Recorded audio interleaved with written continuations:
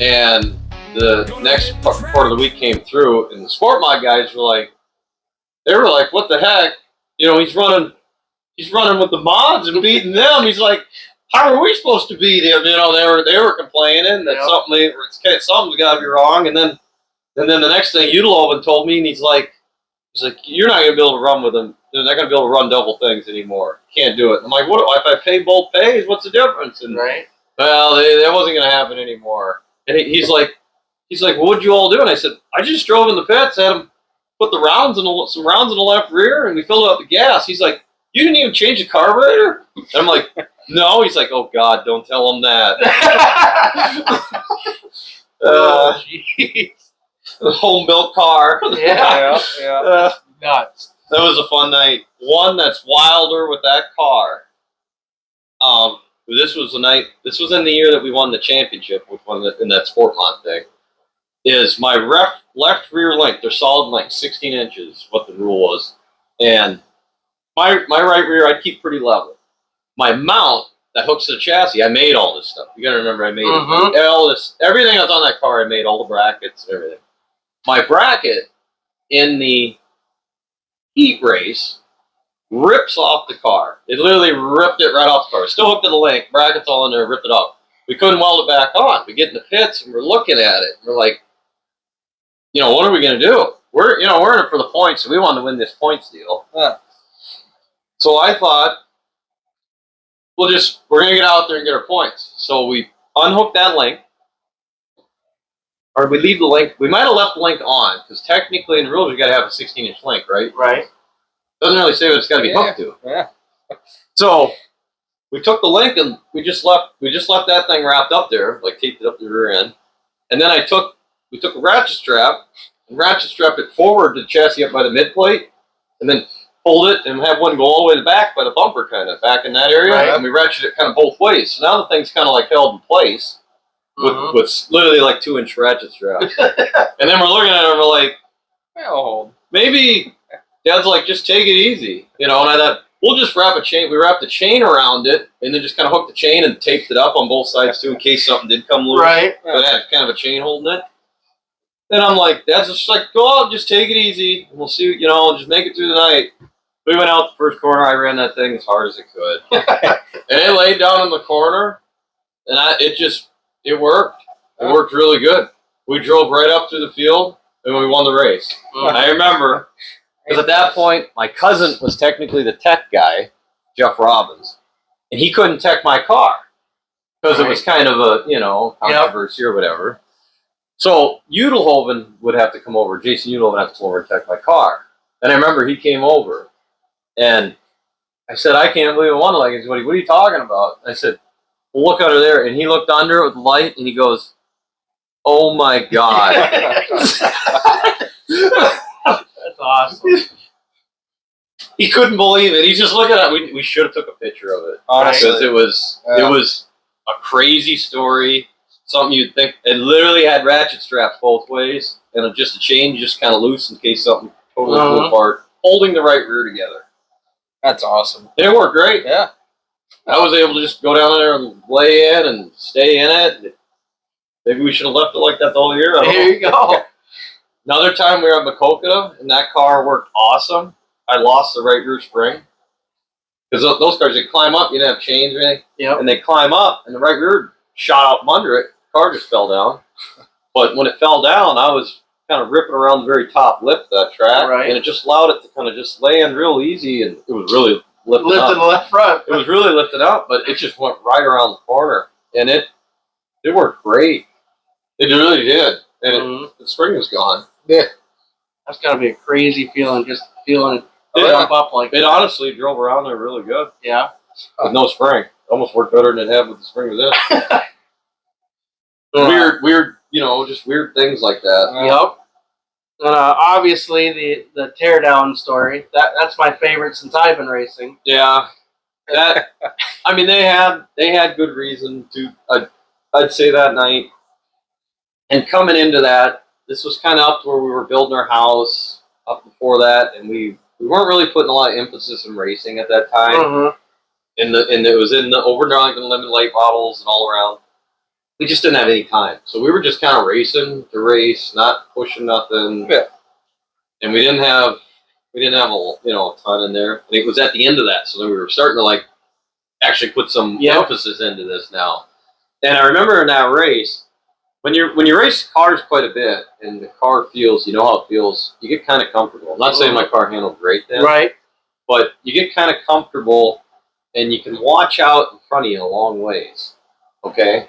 So at this point in this race, I'm in 5th and I'm watching out the guy in 1st and 2nd, 3rd, 4th. I'm watching where they're at in the track. So I'm kind of knowing where they're at in the track, and I'm watching what their cars are doing as we're racing.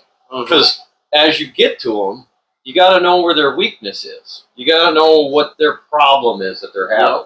And you got to try to capitalize on it to get by them. And I'm watching this, and I know, like, I can't remember exactly how it went, but the front 2 cars, I think, were hugging down low. They were staying right on the bottom, and I knew they were. And there was one guy that was up, he was up pretty high.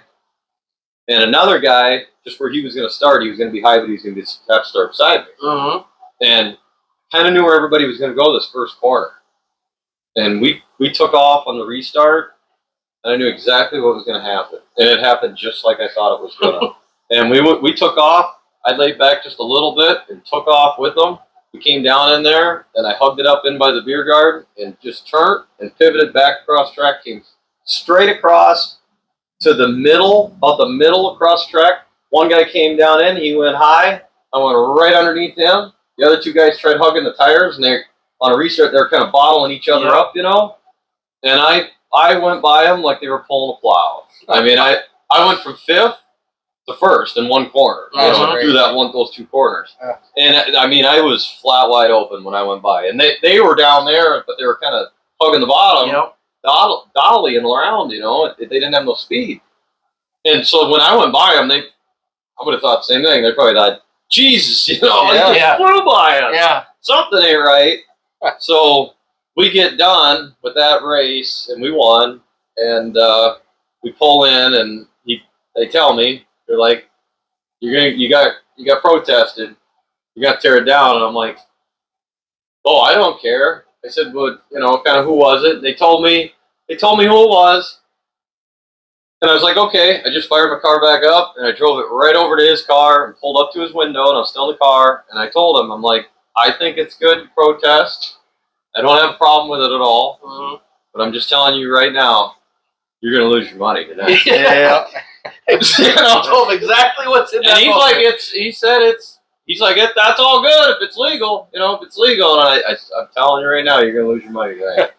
And, you know, I didn't mind it at all, especially at the time. I didn't care. And we pulled it in, and the guys came over, and we started zipping it all apart. It kind of sucked doing that. Right. It really did. Honestly, I wouldn't want to do that again. In the infield, and the dirt everywhere. Yeah. I literally pulled the heads off, and this motor was a Frankenstein of stuff. It was. I bought the block at at the Simmons type auction for $25. Right. And I had the crank through one of them auctions for I had like nothing in all this stuff. Yeah. You know, the pistons I got from some guy down in Florida. Yeah. And when they got here, they were in this box, all just loose, all together, just banging into each other. And there was rocks and dirt in the box. Jeez. And I opened this up, and I'm like, I sent the guy a message. I'm like, what is this? You know? And then he's like, oh man, I never even looked at it, you know, in Southern accent. And he's like, and then I got measuring them up, and I'm like, dude, they're not even the same sizes. Like they're all different sizes. Right. And he's like, you just keep them, whatever. He's like, I'll give you my. I only bought them for like $100. But he sent me my money back, and I had these pistons. There you go. And then I'm sitting there that winter, and I'm like, I got those pistons, and I got this 2 sets of rods that are mixed match, 2 different kinds of rods, but they're kind of the same weight. So I just ground on them until they're the same weight, so they balance. And I had a stock crank that was in half decent shape. I just had that old block, so I just punched all the holes to the different sizes they needed to be, honed everything up, 2 sets of rings. The rings cost me the most money in the whole thing. No kidding. And we put it all together, and I knew it was a mess. But that motor ran awesome. That's we had that engine in there for like 6 years. Honestly, for like 6 years. We never took it out, never touched it, never put bearings in it, never did anything. it just ran. It ran great. It pulled good. There's just something about it, you know. Some motors just run, and that one ran. So it came down to that was a motor that was in there that night. It got torn out. So I'm like, yeah, we can tear this down. This is going to be funny. Oh, yeah. It's like, this is a mess. And I'm telling him as we're tearing it down, I'm like, I don't remember exactly, but I said, like, every cylinder in here is like a different size. You know, it's kind of a mess. And we're pulling the head up. I remember when we yanked the head off, there's literally like Udelhoven, Jason Udelhoven, he's like, looks like there's about 2 or 3 tablespoons of oil in there. He said, that's probably not good. Yeah. Then I pulled the head off and I literally just threw it over into the dirt off the car. I really didn't care. Yeah. Right. And then he's measuring. He's like, "Yep, this one's this size, this one's this size," and everything was different. Then they measured the stroke a couple times, and then they looked inside at the rods and crank and all that, and they're like, he's like, "Yeah, it's." They kind of thought I had some kind of illegal rod. I think because it had 2 different kinds of rods. Right. Like they're 2 different, mixes. And I'm like, I can pull the pan off too. And then finally they got back in and looked again and they're like, no, it's, you can literally see the casting numbers on the crank, So that was kind of that whole deal. And then we took it back and cleaned the solvent and everything up, stuck it back together. And we had it a long time. Right. We had that motor a long time. I was talking to Mercedes Sweet about it, and she said, the guy who protested came in and just looked at us all and said, we should be ashamed that we got beat by that motor. That's what the ladies at the payout window that night, they told me. They're like, he said he absolutely can't believe that we're getting beat by that kind of junk. And Bob Fryer, I'd always tell Bob Fryer about all the motors I got in my cars and stuff, and he'd tell me, yeah, he said there's a couple guys down here, and he said they piece apart all of them together out of all different kinds of stuff too. He said, I just remember that gets you can get by doing that, and it can bite you too. Sometimes it is nice to have quality stuff in there in the motors. But you can get by sometimes with not much, and everything works great. And you can also, it can just kill you. Mm-hmm. Breaking an engine is the worst thing in racing. Yes. It's the easiest way to get out of racing. Start breaking engines. Just takes all the fun out of it real quick. Kind of what I told everybody this year is they're all joking around. And I said, if I break a motor this year, I'm done for the year at least. Yep. That's what I'll be next year too. It's a lot of work. I mean, it costs a lot of money and it takes a lot of time to do this stuff. It's just not fun when things go wrong. Well, problem is in racing, it's a lot easier for things not to go the way you want it to compared to the way you want it to. It's just how it is. It's what the problem is that everybody, they love doing it. Everybody loves love doing the racing. Everybody doesn't want to spend all the money on it that you have to, but it's just a lot of fun when everything happens right. Yep. And everything goes. It just kind of makes it all worth it, And some people like me, I enjoy getting in our winter when I get to go down to the shop and I just work on a car or one of the cars, or I work on engines. Obviously in the winter I do a lot of engines for people, and it's just fun. It's nice to do a lot of engines for people and get to see them run. right. You know what I mean? Especially if they can do good with them, or to help them out. Not saying I know everything at all.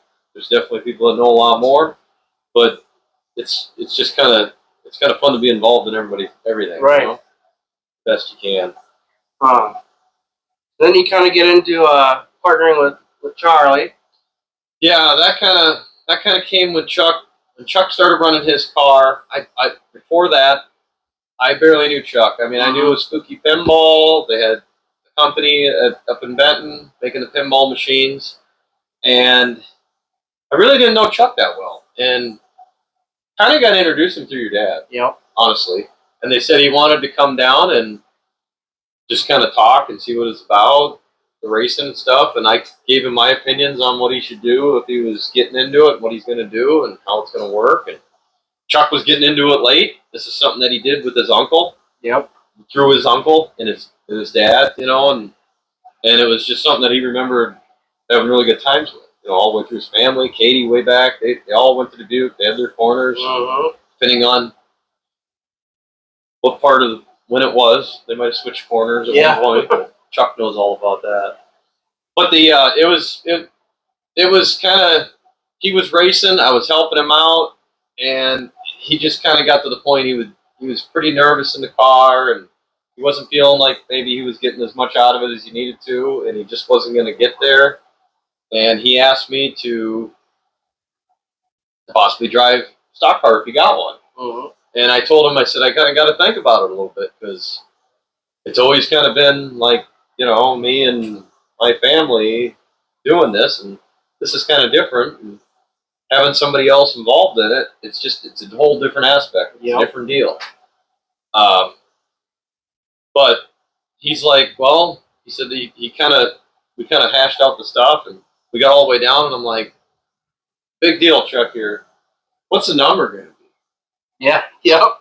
Because you're the 11 and I'm 21. And I've been 21 forever. And then they're kind of like, I could see him. This is through on messages, and I could see kind of like a little pause in here, and he's looking at it. And then Chuck kind of came back. He thought about it a little bit. He came back with the 211, and he's like, the 211. It kind of it has your number in it, keeps kind of the history there, and it keeps the 11 into it, and it has the both together. So that's where the 211 came from. We put both numbers together, and it worked. Yeah, it really did. At first, I was like, man, three numbers. Three numbers. I don't know, but now it grows on you as you do it. No, it's gone really well. We have a good partnership. It's really worked pretty well. I mean, I kind of keep the engines and kind of the drivetrain, and that kind of area of it up, and Chuck supplied the car, and he's keeping tires there, and he keeps us. If we need something, Chuck gets it. But honestly, we've been pretty self-sufficient. We haven't had to buy a whole lot of much of anything. Chuck told me at one point this year, we were partway through the season, he's like, do we gotta buy something? This is weird. He's like, we haven't spent anything. He's like, we made like $2,500 in like just about 2 or 3 weeks here, because we were doing, we hit that 1,000 win race, and we were knocking out races left and right. If you're getting 500 to win or so, and it adds up quick.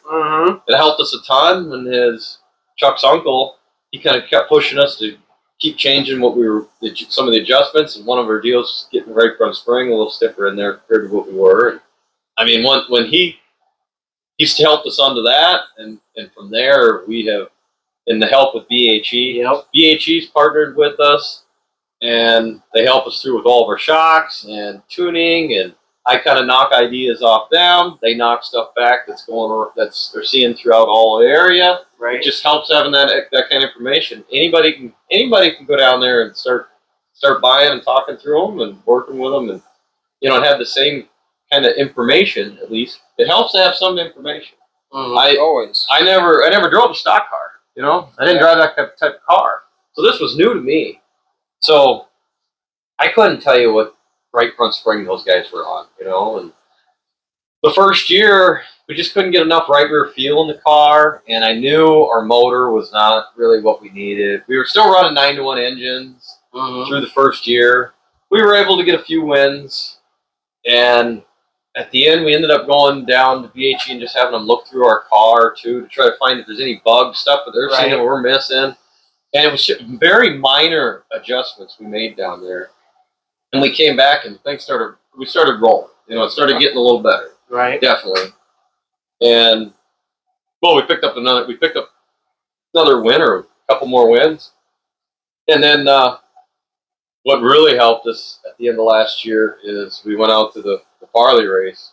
And we kind of went into the Farley race. We knew that you were going to be able to run a quick change. So I literally built a quick change out of a bunch of parts that we had, and I had broken quick change. When my rear end got ripped in half and the way back, so that rear end is the quick change we put in the stock car. And we went out there, and everybody was telling me, like, oh, it's going to take more power. And I'm like, I have, like, unlimited gear selection here. I mean, I can go from a 602 to a 605 to a 609 to a 612, and all the way. I had everything in between. And when we went out there and tested and took off, we were fast right off the bat. Right. In our testing, I'd come in, I'd have them swap the gear. I'd go back out and run again. Swap the gear. And we kind of knew where we needed to be in between there for peak RPM and at the end of the straightaway. and we had it figured out. And what we were second fastest out of the whole, out of what 150 or 170 cars. Yep. We rolled off second fastest, and that kind of got us going. Everything was going great. We went into our heat, started dead last, got all the way up through it, and we won the heat right on the end, and everybody was hyped. Everything was just going as great as it could possibly go. And we got into that feature, and we dropped the valve. We were right up. We were right there, too. We were like, Dang. first, second, and then we dropped the valve. And it just kind of left. That was the end of our year. We pulled back, and I knew I had a laundry list of stuff, of improvements I wanted to make to our car. I knew, like, we were here. I knew our motors were definitely not where we needed to be. And that was on me. That was 100% on me. And I knew I had to figure out the engines better. Didn't build a lot of stock car engines. Right. So I didn't have them cammed right. There was a lot of stuff. Their car-wise, there was a lot of changes. We cut some stuff up and, changed the way things are in it. We picked up some. And for this next year, honestly, I have a good 5 things that I need to change. And hopefully we get another pickup. I know I'm still off a little on the engine. Right. I know, because I build engines, and I talk to a lot of different engine builders, and I know where they're at with their stuff. Yep. You know what I mean? And I have one good friend that's right down in the heart of Boone that builds engines, and he sees a lot of them, and he knows their main guys down there that dyno that see a lot of engines come in too. And they know kind of where we need to be and what we need to be. We're still off. We're still lacking a little bit. And I think with some good work this winter, I'm going to be able to pick up another pretty good chunk in our engine, get that probably up to about par where we can get. And I know our car, we've been getting better. Like even the other night, our car it's still not good. Right. It's driving better, but it's not good. You know what I mean? And the adjustments we've been making and changing mainly have been good ones. And the biggest thing in the stock car is I have to learn, like my limited late model, if I jump in the limited car, I know if I roll my right rear back a 1/4 inch or an 1/8 inch, or if I take two turns out of the right front, put a turn, or if I index the left rear a little more or less, or I change my link angle in my right rear, I know exactly what it's going to do. Before I go on the track, I know when I drive down the corner wide open, I know exactly what that car's going to act like. If I change the spring, this rate, change it a little bit, I know it to a T. I just know what's going to happen, which helps a ton, right? Yeah. You know how to make your adjustments. You know how to make it faster. You got to be adjusted. If you just go to the track and you never change anything, or you don't adjust anything, you're never going to get faster. You can't expect it to all of a sudden just like everything's going to come to you one night. It's just going to be great. It just don't work that way. Nope. That car has to work good. It really has to be really, really balanced is what I like to call it. You can't be to the point where you're kind of pushing. You can't be to the point where you're loose, and you got to have drive off, but you got to be free enough in you can rotate. And every change affects it here and over here, and it's a fight. It's not easy to do. It's not easy at all. And I got to learn that part on the stock car. I got to learn my adjustments better in the stock car.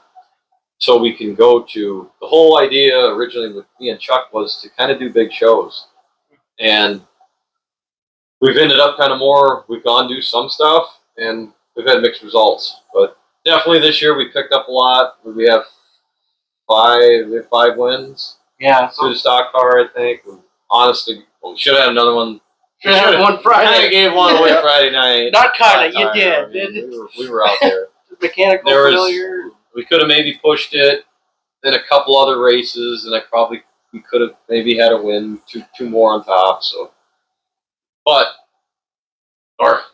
we've kind of saved the car, and we've taken care of things. We just in our points battles, we just had a couple bad redraws. Even in the night in Dubuque, we redrew, and kind of the guys were battling with them points. They literally got started in the front row, and we had to start like 8. Right. It's like, man, so I had to hustle up. By the time you're going through, you're using your tires up, and yeah. So just things like that, your points battling. I know Chuck really wanted to try to win some points. And one night, Chuck, we're in there, and he's like, in a heat race. A heat race, as long as you qualify, it really doesn't make no difference, right? Right. It doesn't make any difference. You qualify in your invert, you're gonna get your spot, so it doesn't make a difference. So just save the car. So that's what we were doing most of it. And Chuck's like looking at the car in the pits the one night, and he's like, "We need more win stickers. We need more heat race wins." I said, "Well, I didn't know you wanted me to win the heat races. I was just making the invert, saving the car. I didn't want to beat it up." Yeah. He's like, "Yeah, we need more heat race wins. That's what we need." And I was like, "Okay." Yeah. So we get in the car and we line up. I don't remember where it was. I'm in second, third row, something like that. And we go down and I was on the inside. And we go down in the first corner. And this was a track that was pretty hard to pass on in view. It was going to be tough, and they were kind of staying up on the top. And I think it was one other car. We went down in across, and I just shot it down in across the bottom's cross, and I just did a big slide drop over across. And cleared them. I didn't hit them or nothing. Cleared them. We got going, and we took off, and I won the heat. And I came in, and Chuck's like, "Do you think that slide job was? Do you think it was dirty, or do you think it was clean?" I was like, "Well, I don't know, Chuck. I never really seen it. I never hit him." Huh? He's like, "Well," I said, "You just told me you wanted me to win." Yeah. I said, Now you're going back "That's on not it. the only way we were going to win on this track." Yeah. And he's like, well, and then we watched it, and I'm like, "That wasn't dirty at all." I said, "I cleared him. We never even touched, and we drove away." Yeah, I said, exactly. Yeah. No. So that way it was just kind of funny, Right. And then last night I was like, "Yeah, we're gonna win some heats tonight." I was aggressive in the heats last night. We won both of them, Sure. but it was just funny. He's like, "Yeah, we gotta win some heat races." Yeah. But no, our partnership, the whole question to begin with, I mean, it's been great, and we've had some pretty good success. And I think kind of coming into next year, we have a really good idea of what we need. Now. Our first year was pretty trial. We definitely were lacking quite a few areas. We got it better, but we're still lacking. We're not as good as you can, not as good as you can be. And honestly, in a lot of this stuff, it's not like it costs a lot of money to get some of this stuff better. Right. It's just a matter of kind of working with it and doing it, or you keep watching, you find deals, or you make the stuff that you need. A lot of the stuff, I mean, I'm a machinist, so a lot of the stuff I just make that you see on our car. It's not Which helps a lot of bots and stuff. A lot of usually, I see what somebody else could make, and then I'm like, well, I probably can make that a little better. You know what I mean? I know, you know what I mean? I can put a little more time into that, and that's basically what we do. So, no, we're hoping for an even stronger next year. We probably won't have our limited out there running like crazy next year.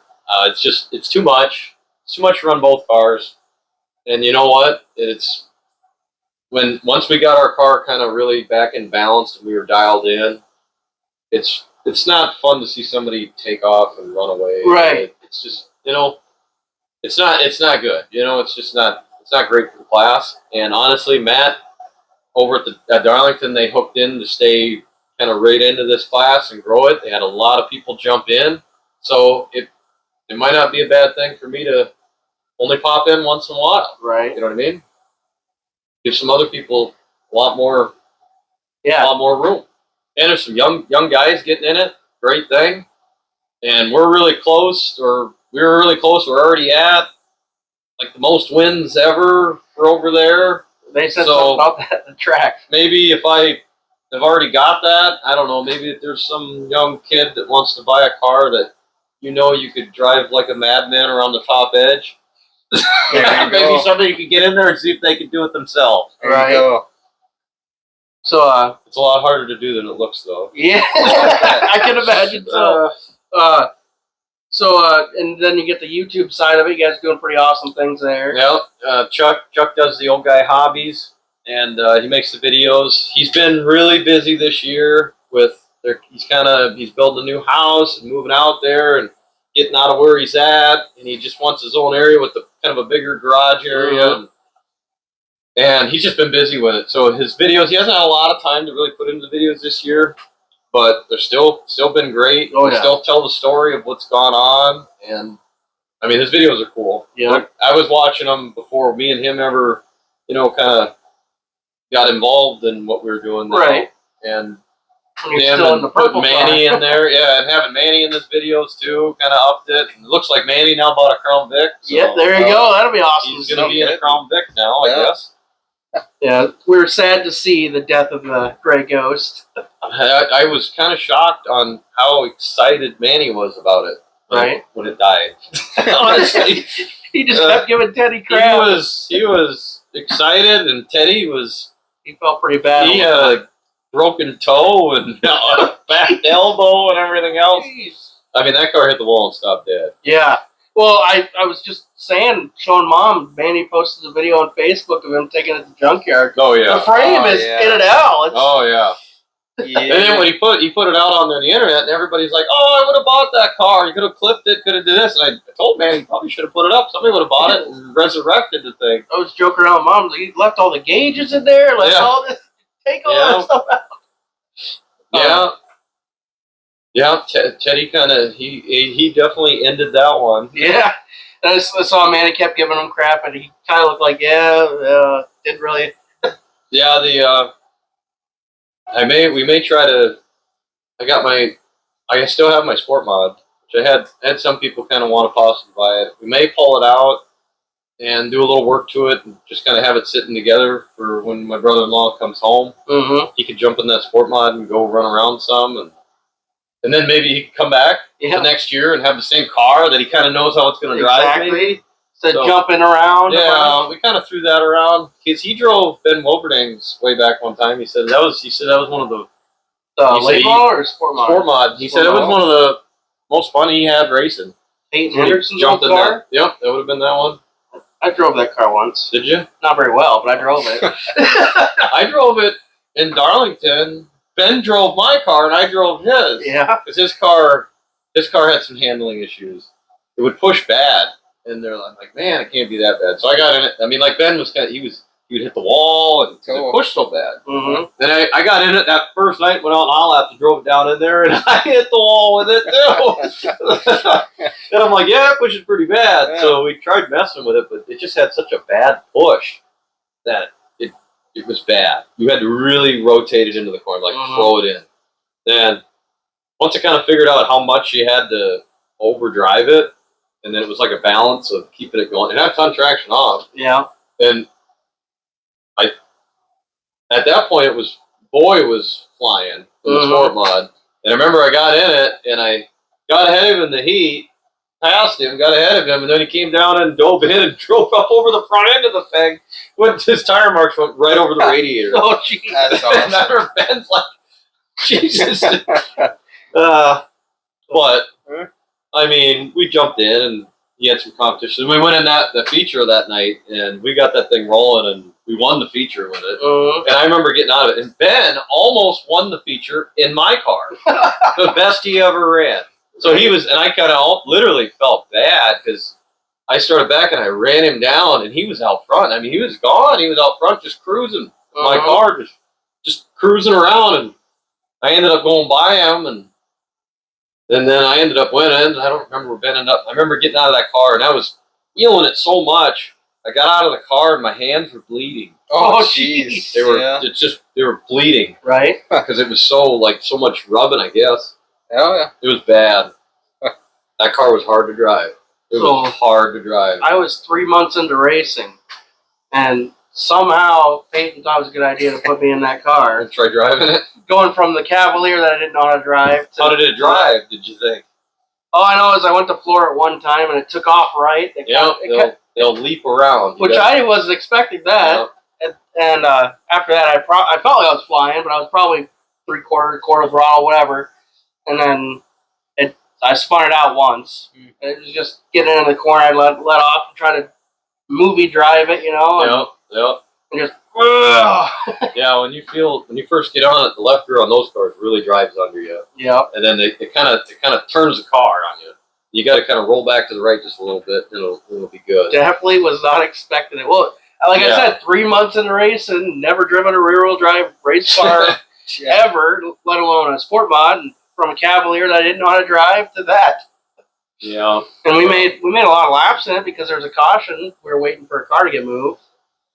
Yeah, it's obviously has to be way different. I haven't ever drove a 4-cylinder. It's got to be obviously Jason or dramatically different. Jevin It probably says- could be one of the hardest cars to drive. That's what Jevin said. Jevin said, I don't know how you drive it. It's the hardest thing I've ever driven. It's got to be. I mean, But you guys went backwards from a rear-wheel drive to that. yeah, So it might be just trying to eliminate your concept of what you got to do kind of thing. yeah.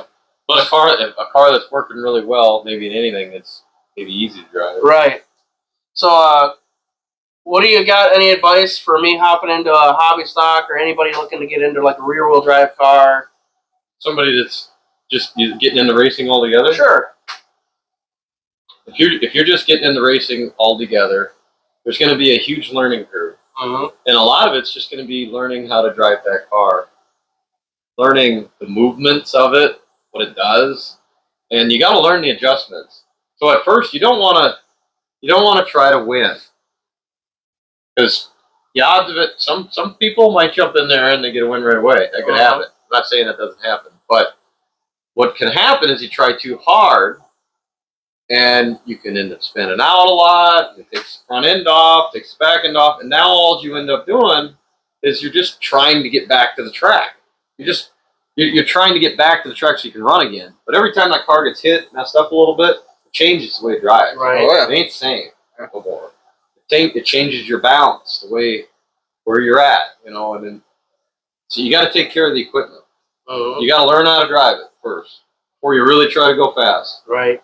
And then you got to keep asking around, talk to people what they're doing, what they're start learning about the setups, what spring combinations people are on, what shocks they're trying to run, what they feel when they change this or this. And Right. you got to just try stuff. Because if you go out there, you get something that you think is pretty good. I'm getting in the top 5, okay? And then you're like, oh, I don't want to change it because it might be slower. Well, if you don't ever change it, you're never going to get faster either. You may not get much slower, but you're never going to get faster, and that's the problem. Mm-hmm. So you can't be afraid of just, changing a spring or a shock or moving a link or, you gotta try something, or changing your front end caster camber settings. Mm-hmm. You gotta do stuff. You don't do anything, or in some cars you can move lead around, it's just, if you don't do it, you're never gonna know and you're never gonna get any faster. Right. You just won't. You just will not. And, saying this again, I could get out of my car and have just won the race. And we could restart that race and another guy gets in it. And he might hate it. Oh, Mm-hmm. You know what I mean? And he might get in another car and be able to win the race with that other car.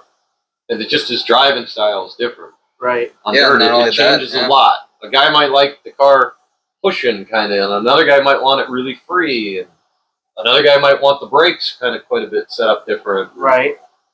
There's a lot to it. Then, I guess for our final question, what do you think about our little setup, our beers and gears going on? Yeah, obviously it's been going pretty good. I've been watching almost every single one of them all the way through. I haven't been able to get up here, Right. yeah. but no, it's definitely grown. It's way better than what you had at the beginning for Yeah. sure. Thankfully. Yeah, we're And trying to it figure sounds it out. like you just need to keep getting more. It sounds like you got a lot of people wanting to get on here. Definitely. You should try to do one time. I'm just throwing this out, but you got old man Dave Sweet. Mm-hmm. Him. Yep. You got Dave Sweet over there. You could bring him in. John Kerwin. Yep. You could maybe bring them all in together, and they Oh, could talk boy. about the stuff that went on way back. Yep. Wow. Those guys were down at the track in Darlington when the wreck happened that closed Darlington. Yep. They Oh. can tell you the true story because they were standing there. Exactly. And Kyle Hoffman sent me a message this morning actually and said the same exact Oh, really? thing. Yeah. Ain't So- that something? That's somewhere I was actually looking into. Just You get in those case. three. You get those three, and you're talking. They could be telling you about. And the cars they were running back in the day. They said Right. they'd have cars 4,000 pounds. They'd have a Hemi in it. Yeah. They got all kinds of power. You had to put some weight in it to get it going. They said they can tell you like around the years when people started making the lightweight cars. That's what they call them. Yep. The lighter cars, and they're putting smaller motor. it's just kind of cool to listen to. It was Yeah, way yeah. different. Guys back putting mud in for lead, you know, Yeah, putting weight in the back. Yeah. Yeah, it's just I mean, there's a ton of knowledge stuff out there, Mhm. people doing stuff. And, I mean, we've raced forever. I have so many different stories about racing that just are kind of crazy. One real crazy one, racing with Rich Pika. Mhm. So me, back in the day, when I first started racing, Rich Pika down in those three areas, he was very dominant. You know, he was the guy. Mhm. He was the guy that he had to beat. This big Rich Pika Budweiser car. Yep. And I had watched him race, you know, through. So I got into my car, and obviously first year I wasn't too good. Second year it came out, and I flew. And I was going to beat him that night, and he broke down. Then later that year, I got my first win. And I won my first race. Rich was second in that race. And I remember that to a T. But me and Rich kind of had a huge clash. Mhm. We were like, you know, you were coming to see what was going to happen next. You know what I mean? Yeah. We'd be going down the backstretch. I remember the one year, start of the year, like first race, I think. And we're going down the backstretch. And all of a sudden, Rich drives up and hits me. As we're going down before the race, and I'm like, what the? And I turn into him, you know, and we're just going down the back, like, here we go. And we just had a good rivalry. And in the end, before Richard passed away and everything, me and him were real good. We, you know, talked back and forth on the internet and stuff, and everything was great between us. But I remember one night, something happened. Me and him, we were on the city that our left rear got took out. Like, he turned me and took me out. You know, that's what we thought. Whatever. Right. It's just down and dark like that. So my left rear tire's flat. I had to go in. So I go in. They throw Rich to the back of the race. They change my left rear.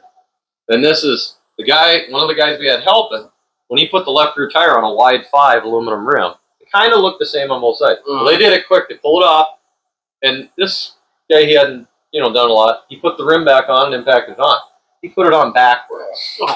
When you put a wide 5 rim on backwards and tighten it up, it tightens directly against the brake caliper. Oh. So it tightened against the brake caliper, and on that we just had a caliper mount that has a bolt in it, holds it from spinning. Mhm. When I took off and got going, it ripped that caliper, and then it ripped it off, basically, and the caliper was spinning with it and broke the brake line. I pulled out the track. At that time, you had to drive all the way around 3 and 4 in the dark. It was kind of dark back there. And then you'd come out that pit gate right by the cement wall in the front stretch. Yep. You'd come out that pit gate and get going. I pulled out of there and just wide open got going because the race was just about to go and rolled around, let off, rolled around, and I was just in time to be wide open. So I never even got off the gas. You know what I mean? And we went down the front stretch. Pika was right ahead of me. We went down in the first corner. He went in kind of high. I drove down in and hit the brakes. It went right to the floor. And I drove right through him. I mean, his back bumper was almost at the carburetor. Oh. And everybody there thought I did it on purpose to take him out. Right. He just hit me, you know what I mean?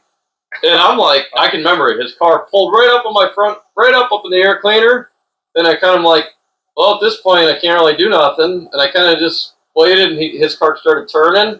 And it kind of come off, and I just got on the gas and went right around the corner, and his car spun out. And everybody thought I took him out. Wow. And honestly, it was literally, I went in that corner and didn't have brakes. Yeah. I never tried taking him out ever. So Eric Bowe always told me, "Oh, the brakes just slow you down," and he told me from experience, you don't really worry about it until they're not there. Yeah. It's like, oh crap. Yeah. When you do need them and you lose them, though, it's bad. Oh yeah. One other bad wreck I have was with Jimi Hendrix. Not really, it didn't wreck me, but when we'd race, I would be running for everything I could. You know, I would try to keep every inch I could, like my nose right on them, ready to try to go under, right on it, you know, and we're coming up off of 2. And I'm right on Jimmy.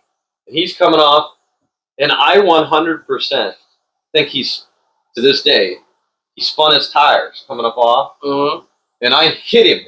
You know, like I closed right up and hit him. Right. And when I hit him, it kind of lifted him, and he turned like this and went right into the wall. Ooh. You know, he hit the wall dead. And I remember coming back around thinking, you couldn't get off the brakes. You couldn't get to the brake quick enough. Right. Coming off wide open. And I remember thinking, oh my God, they're going to think I did that on purpose. You know what I mean? Like, I didn't do that. He had to have spun his tires. I'm in the car thinking, like, what happened here?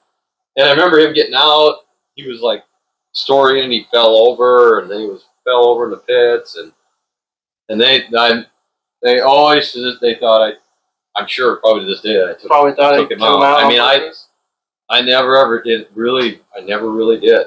I still to this day think he spun his tires, Mm-hmm. and I was literally on him. I mean, I was like maybe a foot off his bumper. Right. You know what I mean? Nothing you could do. It just, but that happened. It turned him. It kind of whipped him back into the wall. That was my 2 times that something, bad kind of happened. Not like, but it was bad. It was a wreck.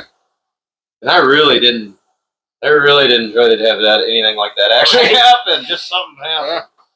But me and Jim, we've raced a ton, and the guys that you have rivals with, the longer you race, in the end, you end up just being kind of friends, because all those times and memories and everything that you did, it was with those people. Yep. Even though at the time you might have hated each other and you wanted to beat the other one, it was still with those people, So it just comes around, and if nobody's really out. In most wrecks, nobody's out there to try to wreck somebody. Right. It's just a lot of stuff happens when you're in those cars. A lot. That is. And it happens fast. So, we'll have to cut her down here. Yep.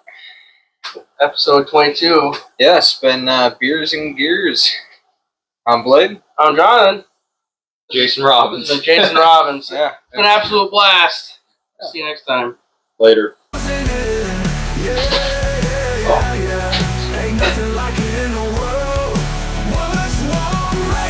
Hey guys, don't forget to like Comment and subscribe to the Beers and Gears podcast. Come on, people! Lots of full of turns, get that flag stand on that roof.